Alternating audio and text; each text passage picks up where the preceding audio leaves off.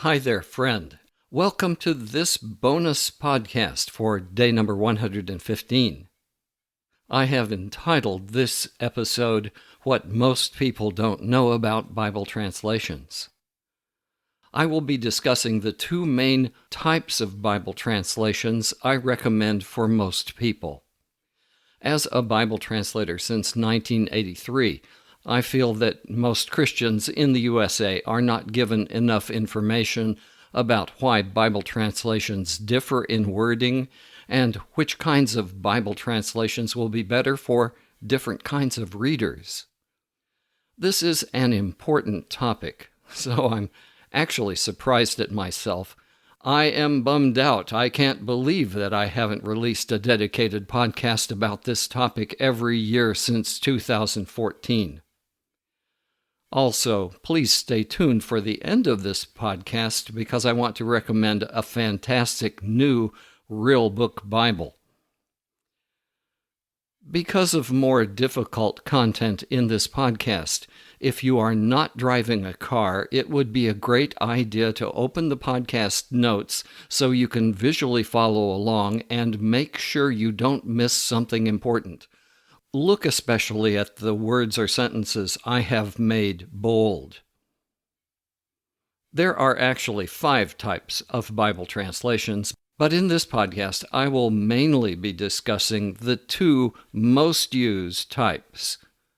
But let's start with showing you the 2 types with a translation example that is not from the Bible. And here is our sentence. Jill looked like a deer caught in the headlights when she heard Jack's proposal. Jill looked like a deer caught in the headlights when she heard Jack's proposal.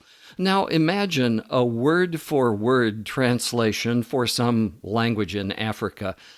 Since we don't know a language like that, let's pretend we do and make a word-for-word translation into English. Here's my suggestion for that. Jill appeared like a trapped gazelle in bright light upon hearing Jack's desire. What we have in this example, caught in the headlights, is a figure of speech. Americans rather frequently use this figure of speech, but a word-for-word translation for the hypothetical African audience would very likely be tricky for them to understand. They might not know what a gazelle would do if a bright light shone upon them.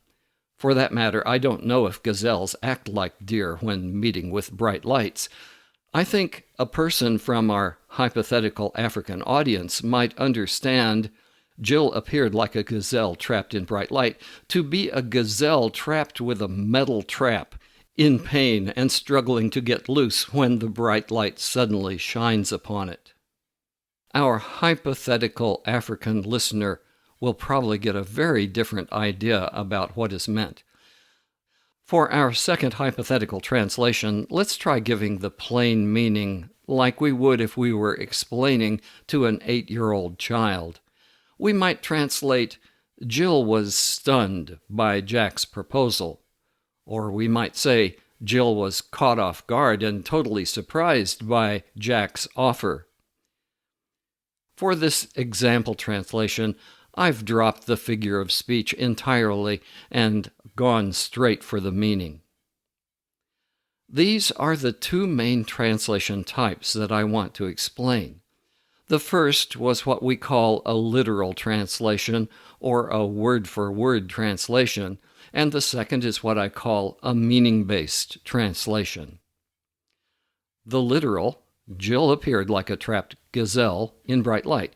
The meaning-based, Jill was stunned by Jack's proposal. Which translation is right? Well, actually, both translations can be considered right.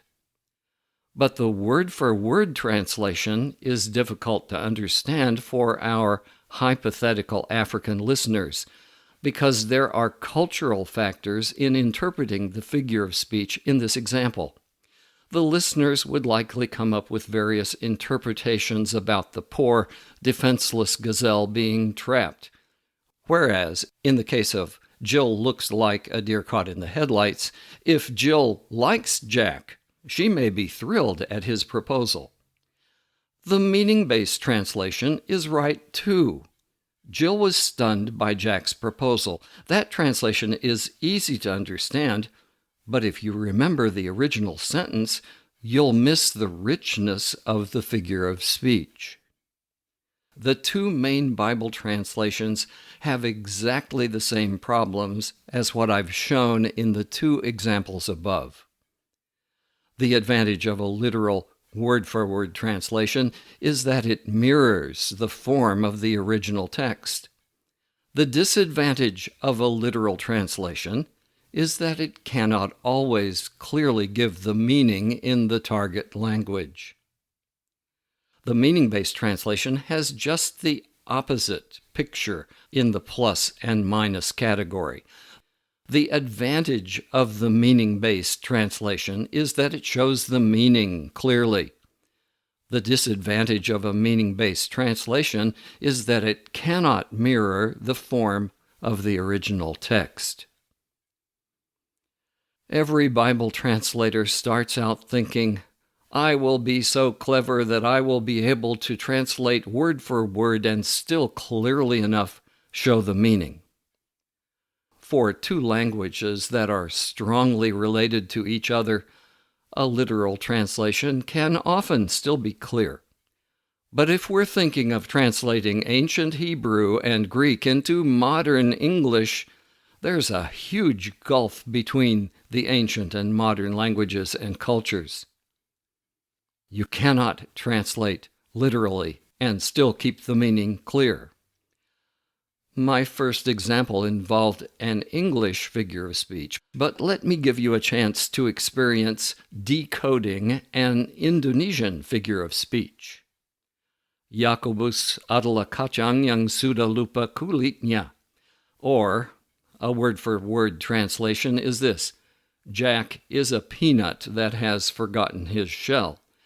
Yakobus adalah kacang yang sudah lupa kulitnya.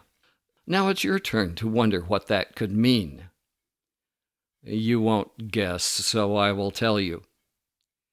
Here's the meaning-based translation of Jack is a peanut that has forgotten his shell.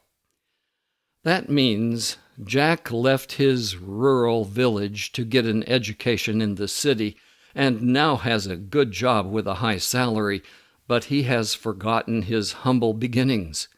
He never helps any of his friends and relatives back in his home village.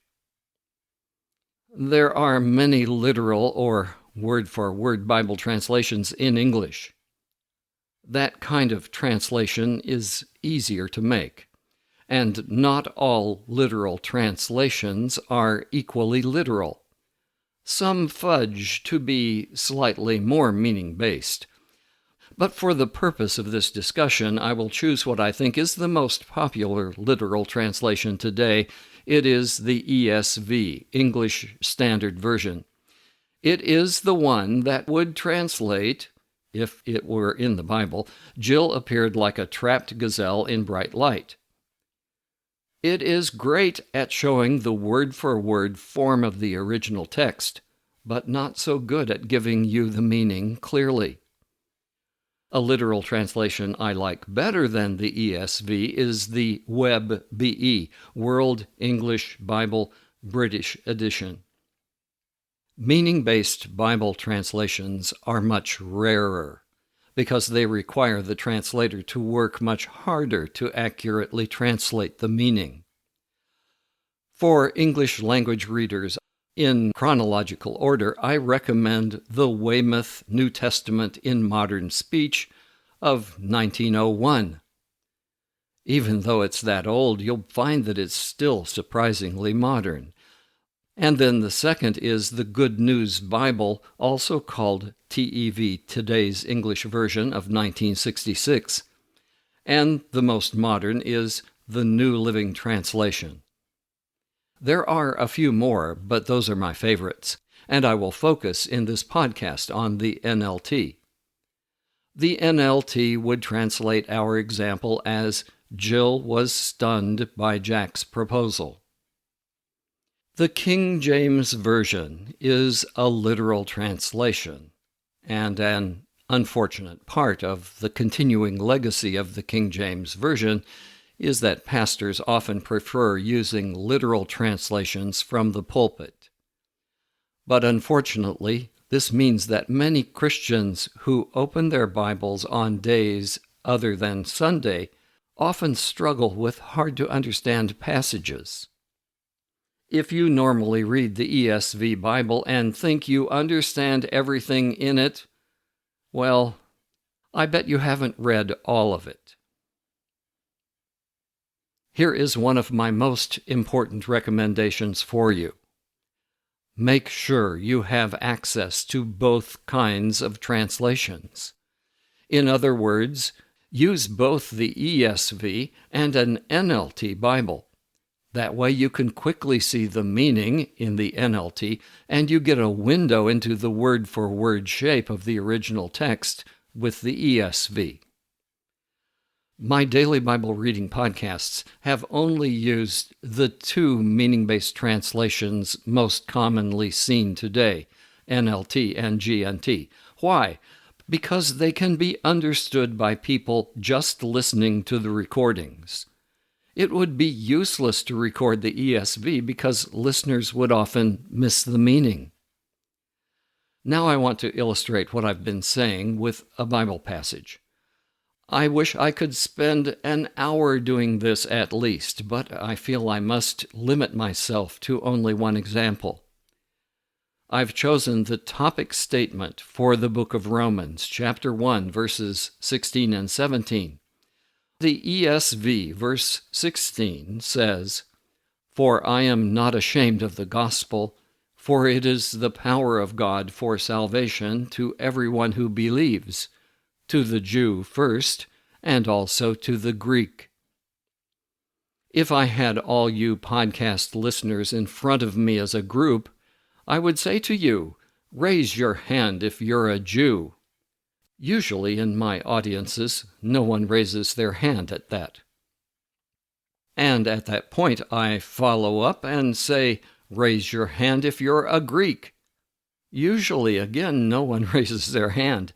But then my question is, well, where do you fit in Romans 1, verse 16? This verse says that the gospel is the power of God for salvation to everyone who believes, to the Jew first and also to the Greek. Sounds like you people who didn't raise your hands are not able to be saved. So which one are we? The answer is that Paul is contrasting Jews with everyone else. Greek was the universal language of culture and commerce at that time, even under the Roman government. Now let's compare the same verse in the NLT. "For I am not ashamed of this good news about Christ. It is the power of God at work, saving everyone who believes, the Jew first, and also the Gentile." Or even better, I think, and also the non-Jews. Now let's look at verse 17 in the ESV. "For in it," referring back to the gospel, "for in the gospel the righteousness of God is revealed from faith to faith, as it is written, the righteous shall live by faith." No English reader will suspect that there is anything kind of strange about the phrase, the righteousness of God. The problem is that of God is a genitive in Greek. That's a grammatical category, and genitives have a dozen different options for the meaning. The ESV nearly always uses the word of to translate genitives. That's only one of the meanings. But in this verse, righteousness of God will mean that the gospel is about revealing that God is righteous. God possesses righteousness. But wait a minute. If God is righteous and I am not righteous, that's not good news. He will punish me for not being righteous. Rather, in this verse, the genitive is one showing source. Just wait a minute and I will read the NLT, and you'll understand what I mean by that. A second significant problem in verse 17 is a grammatical construction that forms an idiom in Greek. For in it the righteousness of God is revealed from faith to faith. That literal translation has almost zero meaning, or it leaves the reader to guess at meanings which will probably be wrong. Finally, because of the first two problems mentioned above, it seems like that final quote from Habakkuk 2:4 doesn't fit with what came before it. So we ask, why did Paul quote, "The righteous shall live by faith"? Now let me read verse 17 in the NLT. This good news tells us how God makes us right in His sight. This is accomplished from start to finish by faith. As the Scriptures say, it is through faith that a righteous person has life. Many years ago now, I had a phone conversation with a woman who was a new believer.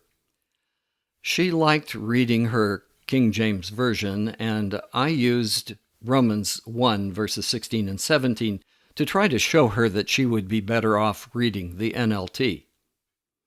The King James Version has the same problem in verse 17, for therein is the righteousness of God revealed from faith to faith. So I asked her what that means, and she quickly replied, "Oh, you know, the Catholic faith, the Mormon faith, the Protestant faith." Oh, hello. None of those things existed when Paul wrote Romans. I give that story to show that a dangerous thing happens when many people read the Bible. If we don't understand something, we may just make up a meaning that sounds plausible to us. And as time goes on, we can get more and more convinced that our guesses are true. Going back to the advantages and disadvantages of the two translation types, the ESV has made a very good literal translation of verse 17.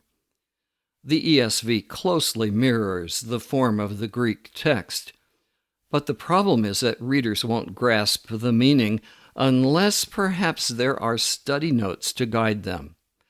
On the other hand, the NLT has the disadvantage that it doesn't match the word-for-word form of the Greek, but it nails the meaning. God is the source of our righteousness.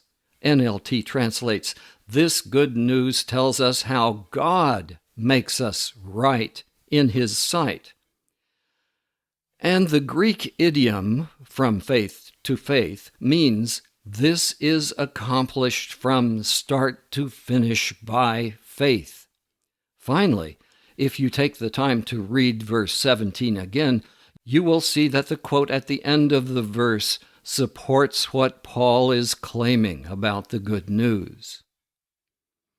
I'm passionate about people having access to at least one Bible that is a literal translation and one that is a meaning-based translation. Recently, an elder in our church shared with me that he was struggling hard to read and understand Isaiah, Jeremiah, and Ezekiel. He was rather bitter in his complaints, saying, "Why did Jeremiah write a whole chapter like this? I can't penetrate this stuff." This is just one example of many I could share. Normal Christians like you and me who try to use a literal translation for devotional readings and attempt to read every book in the Bible will not enjoy the experience, at least in some of the books.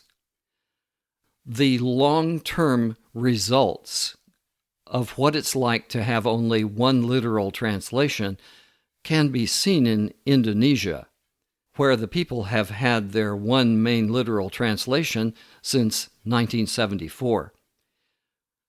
Indonesian Christians have been discouraged from reading their Bibles for too long, and that has seriously weakened the church throughout that country.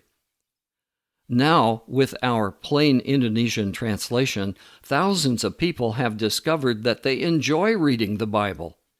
With our 90-day New Testament reading challenge, teenage kids and adults are rejoicing to find that they enjoy reading the New Testament, finishing it in 90 days, 3 chapters per day, and many immediately start over to read it again. Any Christian who wants to glorify God should read the whole Bible. And if we really want to glorify God, then we should read a translation we understand. Reading a translation you don't understand fully will not help you or encourage you. I need to give 2 important clarifications.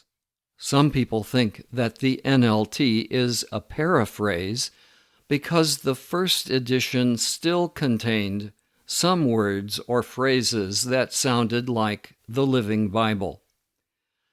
The Living Bible deserves to be called a paraphrase because it occasionally adds ideas not found in the original text or fails to translate other things. But the New Living Translation is a highly researched and revised meaning-based translation. My second clarification is that the Message is an extreme paraphrase. Please don't think it is a faithful translation. Please don't quote it. Please don't give it to a new Christian to read. Here is the information about Real Book Bibles I mentioned at the beginning of the podcast. I want you to know that no one at Tyndale House Publishers asked me to promote their products, and I'm not getting paid anything for giving out this information. Gail decided to give New Living Translation Bibles to members of her Bible study groups, and I decided to give some of them to my small group. It has been a long time since we bought Bibles, and so we made some delightful discoveries. Tyndale House has several new NLT Bible editions right now. The NLT Illustrated Study Bible is incredible, beautifully illustrated with maps and charts and many study notes and supplemental information. The hardcover edition is only $37, rounding up a little bit. You might like the leather-like edition of this study Bible, which is a bit more expensive. However, at more than 2,500 pages, you won't want to carry this Bible around. Here's what I'm giving to some young people in our church, including our grandkids. There is a new kind of Bible developed by Tyndale House called a filament-enabled NLT Bible. This Real Book Bible comes without study notes and maps, making it practical to carry and providing an uncluttered reading experience.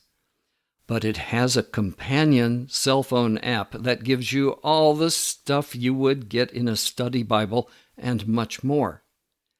You download the Filament app for your phone or tablet, and then when you want to get more information about a passage that's on a particular page, you take a picture of the page number or you type in the page number.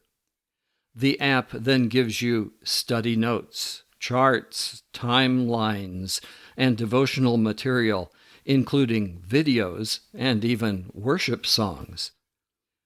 There is a premium value edition with a leather-like cover for just $15. For the person who wants to make notes, there's a beautiful wide margin edition available for $38. A large print filament-enabled Bible is about the same price, The genuine leather thin line edition of the NLT Filament Bible is only $35. I highly recommend an article linked at the very end of today's episode notes entitled How Not to Argue About Which Bible Translation is Best by Andy Naselli. And thank you so much for listening. May the Lord bless you real good.